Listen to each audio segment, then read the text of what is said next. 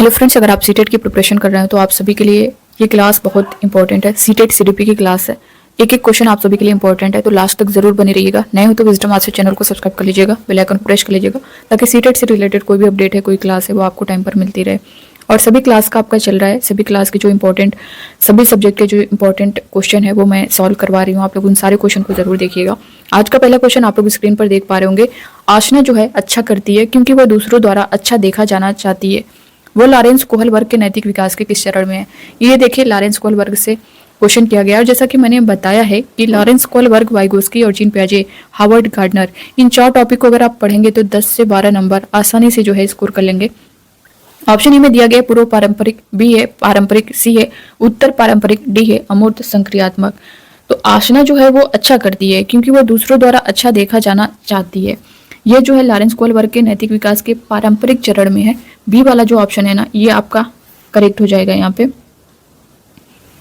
क्योंकि इस चरण में जो है नैतिक मूल्य अच्छे या बुरे कार्यों को करने में निहित रहते हैं। बाह्य सामाजिक अपेक्षाओं को पूरा करने में बालक रुचि लेता है। बालक अपने परिवार या फिर समाज या समूह की अपेक्षाओं को पूरा करने को महत्व देता है। वह दूसरे व्यक्तियों के मानकों के अनुसार सही और गलत के मध्य अंतर को स्पष्ट जो है उचित निर्णय ले पाता है। इस अवस्था को जो है कोहल वर्ग ने 2 भागों में भी बांटा है।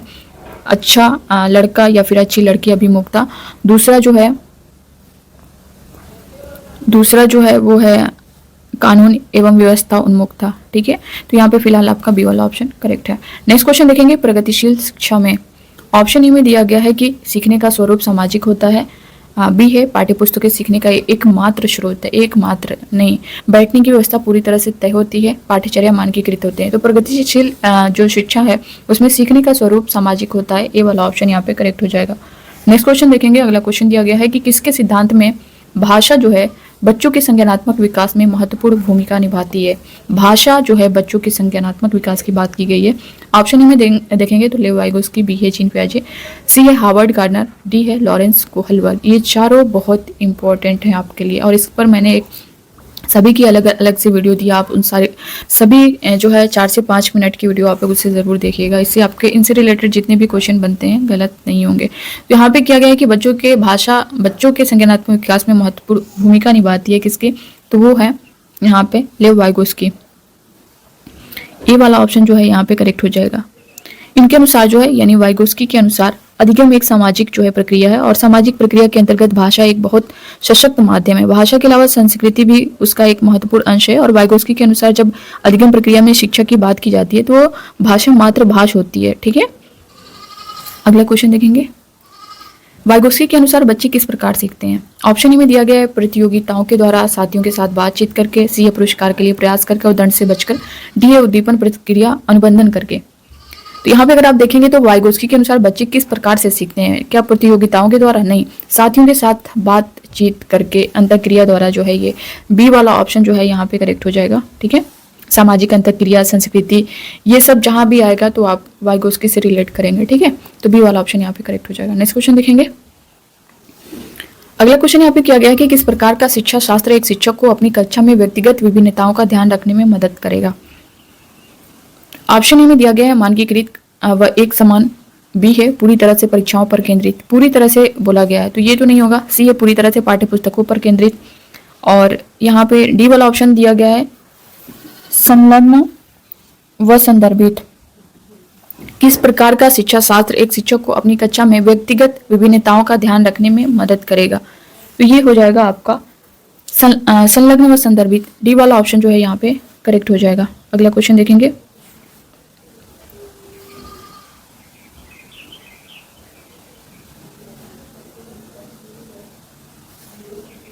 अगला क्वेश्चन यहाँ पे किया गया है कि रश्मि अपनी कक्षा में विद्यार्थियों की सीखने की क्षमता को ध्यान में रखकर विभिन्न प्रकार के कार्यकलापों का उपयोग करती है और सहपाठियों द्वारा अधिगम को बढ़ावा देने के लिए समूह भी बनाती है। निम्नलिखित में से इसका समर्थन करता है। कौन सा समर्थन करता है? ऑप्शन फर्स्ट दिया गया यहाँ पे सिगमंड फ्राइड का मनोवैज्ञानिक सिद्धांत, बी दिया गया है लेव वाइगोस्की का सामाजिक सांस्कृतिक सिद्धांत, सी है यहाँ पे लॉरेंस कोहल वर्ग का नैतिक विकास का सिद्धांत, डी दिया गया है BF स्किनर का व्यवहारवादी सिद्धांत। क्वेश्चन को अगर यहाँ पे देखेंगे तो इसमें पूछा गया है कि रश्मि जो है अपनी कक्षा में विद्यार्थियों की सीखने की क्षमता को ध्यान में रखकर विभिन्न प्रकार के कार्यकलापों का उपयोग करती है और सहपाठियों द्वारा अधिगम को बढ़ावा देने के लिए समूह भी बनाती है। निम्नलिखित में से कौन सा इसका समर्थन करता है? तो ये हो जाएगा लेव वाइगोस्की का सामाजिक सांस्कृतिक सिद्धांत।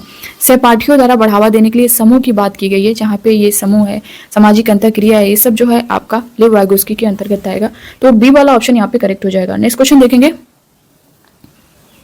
अगला क्वेश्चन यहाँ पे किया गया है कि इनमें से कौन सा अध्यापक द्वारा पाठ का उदाहरण नहीं है बताना है। ऑप्शन ए में दिया गया अनुकरण के लिए कौशलों का प्रदर्शन करना, बी है रटना, सी है इशारे एवं संकेत, डी है सहपाठियों संग साझा शिक्षण।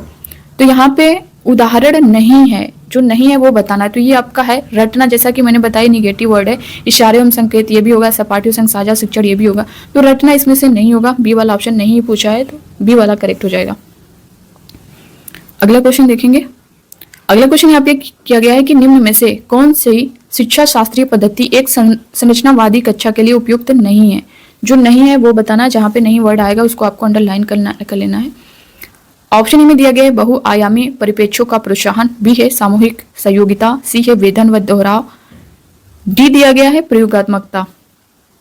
तो इसमें से कौन सा नहीं है? ये भी है आपका सामूहिक सहयोगिता भी है, प्रयोगात्मकता भी है, वेधन व दोहराव नहीं है, तो सी वाला ऑप्शन यहाँ पे करेक्ट होगा।